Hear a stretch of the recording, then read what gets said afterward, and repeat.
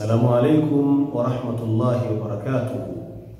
Bado tuko katika kulizungumzia jambo zima la afya zetu mpaka kwa idhni ya Mwenyezi Mungu tutakapokuwa tumeziweka vizuri afya zetu zote za aina tatu.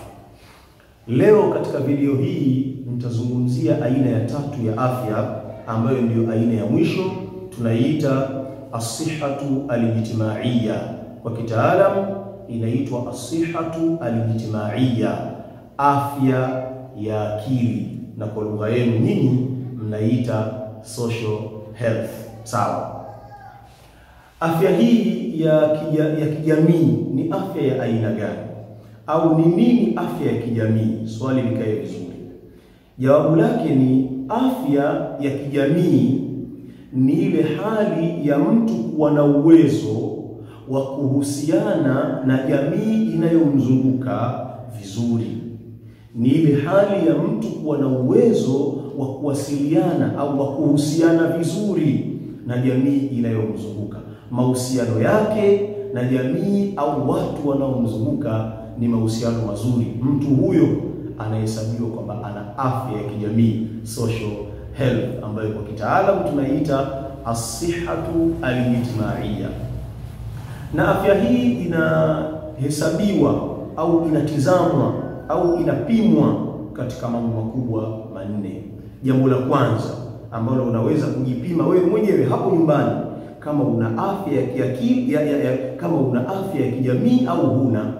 Jambo la kwanza ambalo unaweza kuipima afya hii, jambo la kwanza ni uwezo wa kuhusiana na familia na marafiki na watu wengine kwa uzuri. Ni uwezo wa kuhusiana vizuri na familia yako, kuhusiana vizuri na marafiki zako, kuhusiana vizuri na jamii yako. Kwa hiyo mtu utajiangalia kwenye jambo hili, familia yako. Tukianza na mke wako mathalan, mahusiano yenu yakoje? Mnahusiana vipi? Yakiwa ni mahusiano ya kutokueleweka, mahusiano ya magomvi, mahusiano ya taabu na dhiki, kila mmoja mpaka anatamani kumkimbia mwenzie, au mtu anatamani asirudi nyumbani mpaka saa 6 akute wenzio wamelala, basi kijamii kuna tatizo hapa kwenye mahusiano. Yaani chemistry ile ya kuzungumza vizuri na mwenzio hauna wewe, kijamii una matatizo. Lakini pia afya yako na watoto wako, yani mazingira ya wewe na watoto wako, mnahusianaje? Wewe na baba yako, wewe na mama yako, wewe na shangazi zako, wewe na ndugu zako. Lakini pia angalia kwenye upande wa marafiki. Lakini pia angalia kwenye watu wanaokuzunguka sehemu hiyo, unahusiana nao vipi? Kama kila mmoja wao anakuona wewe ni mbaya, mnahusiana vibaya, basi wewe una tatizo la afya ya kijamii. Tunamuomba Mwenyezi Mungu atukinge na changamoto hiyo. Lakini jambo la pili ambalo unaweza kuipima afya yako ya kijamii vizuri kwenye jambo hili ni mawasiliano. Mawasiliano, yani kuwasiliana vizuri na jamii yako.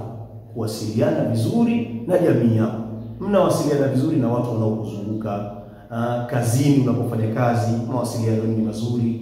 Yani haiwezekani unafanya kazi sehemu kuna bosi wako, halafu siku huendi kazini, bosi wako hajui kama huendi kazini, unampa taarifa kesho yake kwamba bwana, jana sikuja, nilikuwa na tatizo 1 2 3.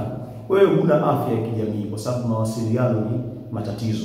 Au wewe ni mke, umeolewa, unatoka nyumbani kwako bila ruhusa ya mume wako, unaondoka kwenda kutembea, unarudi jioni, mume wako anakuja ndio unamwambia. Wewe una matatizo ya afya ya kijamii. Au unakwenda kwa mumeo kuomba ruhusa, lakini wamwambia kwamba mimi naondoka, nataka kuondoka kwenda sehemu fulani. Yaani unampa taarifa. Hii una matatizo ya afya ya kijamii. Kwa hiyo mawasiliano ni kitu kizuri.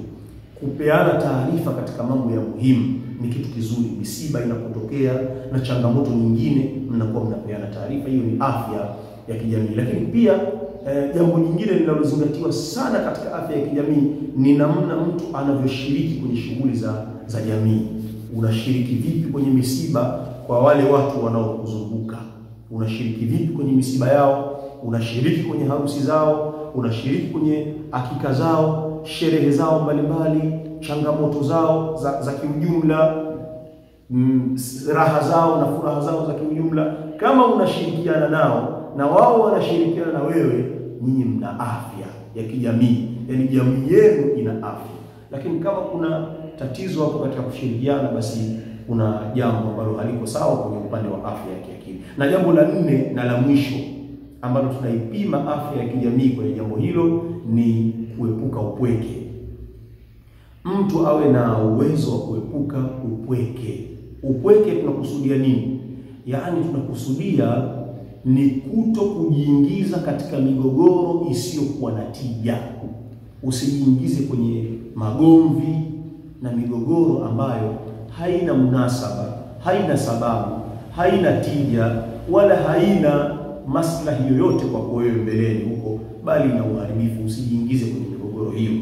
Ukiweza kumaintain hayo, ukiweza kujiepusha na migogoro, utajiepusha na upweke, utakuwa na watu pembezoni mwako, na hiyo ndio inaitwa afya ya kijamii.